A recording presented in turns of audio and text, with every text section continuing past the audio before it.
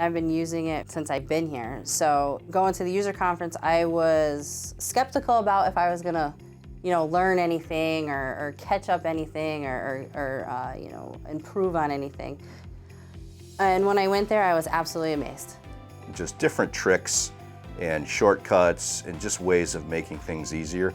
I was amazed of how it was put together. I was amazed of the stuff that I was learning, and it made it a little easier too because I knew some of the stuff. So when I was looking at the screen, I said, oh, I know that. Oh, wait, I can do this. I can make this easier. So it was just the tips and tricks. And a lot of the feature requests, you can actually talk to the people who are from B2W that are doing those things, and actually, you can really articulate things in a one-on-one conversation.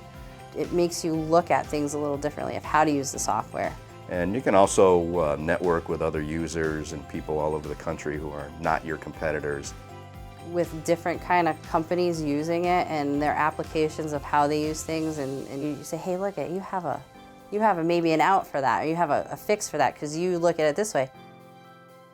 I think there's something you can always learn.